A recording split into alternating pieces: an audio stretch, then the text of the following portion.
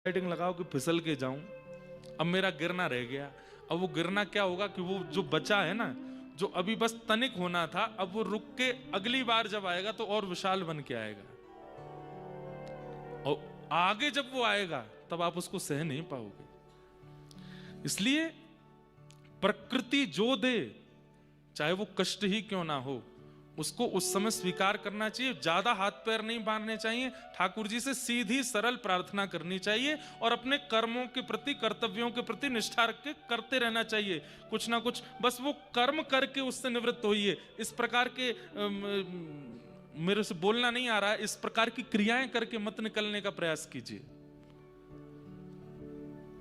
क्योंकि उतनी देर के लिए तो वो कष्ट रुक जाएगा, लेकिन जब वो दोबारा आएगा, आएगा जरूर, और जब वो दोबारा आएगा तब सह नहीं पाओगे। वही हुआ, सत्यव्रत राजा ने अपनी पुत्री को पुत्र बनवा दिया। प्रकृति ने पुत्र दिया है, अब तुम उसको पुत्र बनवाओगे, तो नाम पड़ गया उसका सुद्युम्न।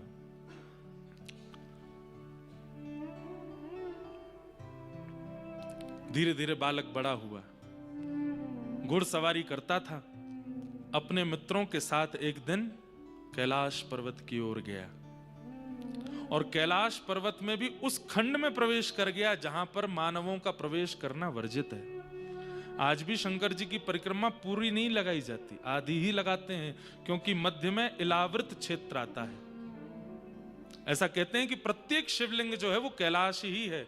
ठाकुर जी का पूर्ण लोक विराजमान है शिवलिंग के रूप में, और पार्वती जी ने एक खंड को निषेध करवा रखा है महादेव से कि इस क्षेत्र में कोई भी नहीं आएगा, वहां केवल पार्वती जी और शंकर जी विहार करते हैं। प्रसिद्ध कथा है कि एक बार सनत कुमार वहां पहुंच गए, पार्वती जी महादेव दोनों बैठे थे, तो पार्वती जी, अब सनत कुमारों को देखते ही शंकर जी तुरंत पार्वती से रुको, उनका स्वागत करने गए। तो पार्वती जी बोली, ऐसा कोई क्षेत्र है जहां पे केवल आप और मैं हूं? कभी नारद जी आ जाते हैं, कभी वरुण जी आ जाते हैं, कभी चंद्रमा आ जाता है, कभी सूर्य आ जाते हैं। महादेव बोले, अब हम देव तो है नहीं, हम तो महादेव हैं, अब सब आएंगे ही हमसे मिलने। तो आप किसी भवन में रहते नहीं, खुले आकाश में आप रहते हैं, गृहस्थ आश्रम भी है आपका, मैं हूं। थोड़ा तो विचार किया कीजिए कि ऐसा कोई स्थान हो कि जहां केवल आप अपने गृहस्थ आश्रम में हो और कोई ना आवे।